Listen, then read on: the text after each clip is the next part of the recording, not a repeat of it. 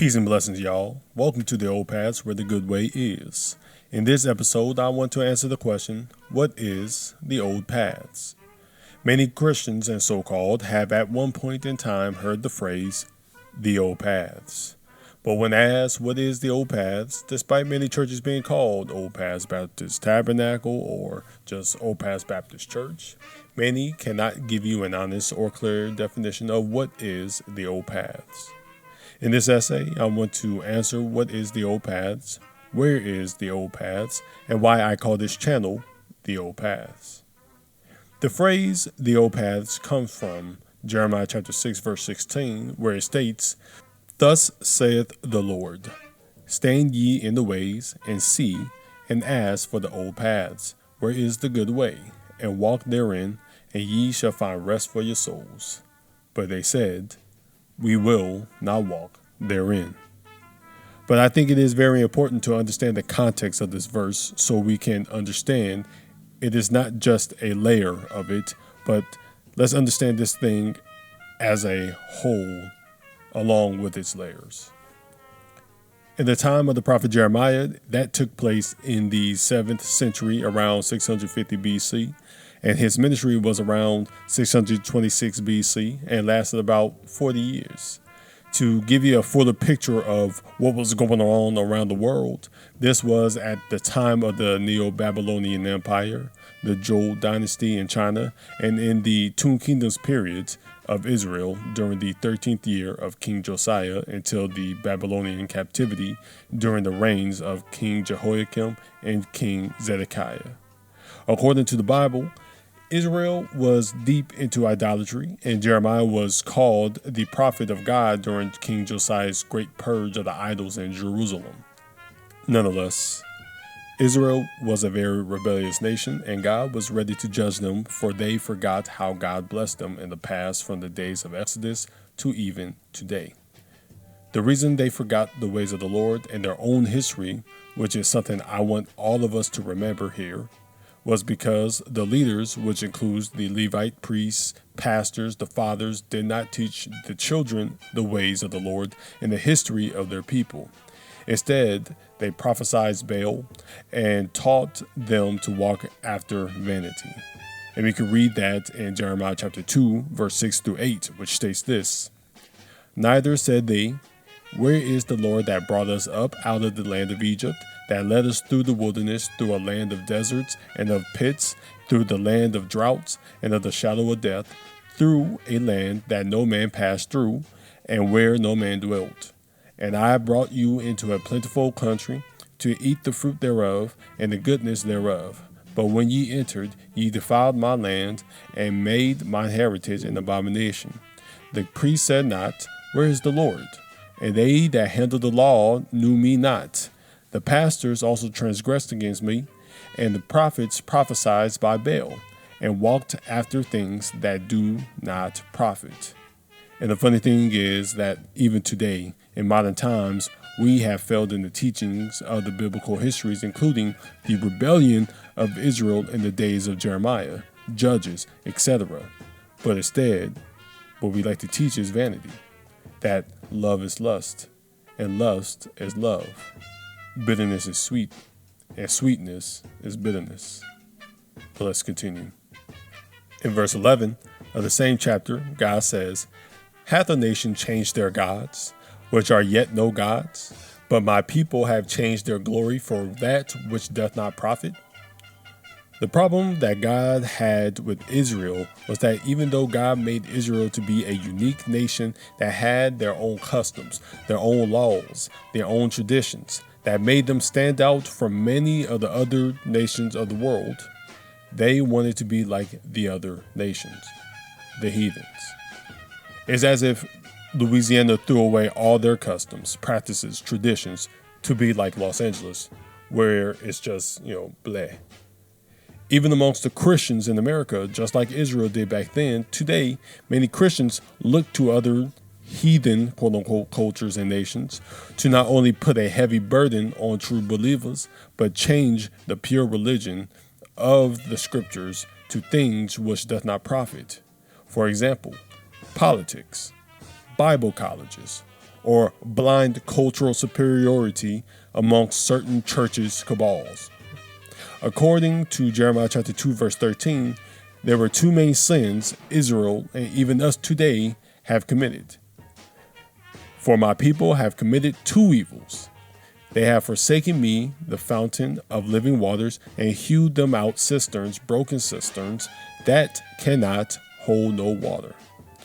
Which means they forsook the true and living God, and a nation that were broken and unable to hold anything that was actually profitable for their own health, both carnally and spiritually. They put their trust in other nations rather than God. Also, Israel were like prostitutes, dirty, lustful, degenerates, and were easily taken advantage of. They were full of pride and even murdered those prophets that just wanted to help them. They broke promises again and again, forgetting the true and living God and the history of their nation. A deep question and a sad question that was asked in Jeremiah chapter 2, verse 33, a question we should also ask ourselves is this: why trimmest thou thy way to seek love? Therefore hast thou also taught the wicked ones thy ways. Israel, and sadly a lot of us, were willing to settle for less in order to feel and find love. They were willing to justify their pursuit of love and think that any old pursuit is true love, which reminds me of the phrase, looking for love in all the wrong places. Therefore, they felt that the love of the idols was just as good as love from God. And God is love. It's like how young girls who are desperate for the love of their parents or marriage begin dressing like a whore or settle for a man that treats them like dirt and defiles them. Or where a young man who wants love settles for a loose woman that cheats on him left and right.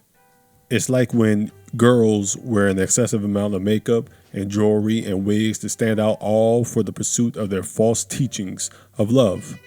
They are willing to hide or lose their true selves to find what they think love is supposed to be. They trim their own ways to seek love. And to folks with a mindset like that, to them, any kind of love is love. Lust is love. But how often has making lust for love destroyed individuals, destroyed families, destroyed communities? Young girls losing their virginity to a man that never loved them. Young men causing physical and emotional damage to these girls that they fornicate with because they never wanted to commit full on. How innocent people are now called sluts. This type of lust that they called love has destroyed a buku of unborn children in the wombs of their mothers. These types of lust that they call love has destroyed families and marriages because cheating is somehow love. A good girl dating a gangster is somehow love. A good man dating a slut that cares little about him is somehow love to these people. And because this all is out in the open during the days of Israel and even today, it vexes the eyes of the innocent and teaches the next generation a perverted definition of what love is.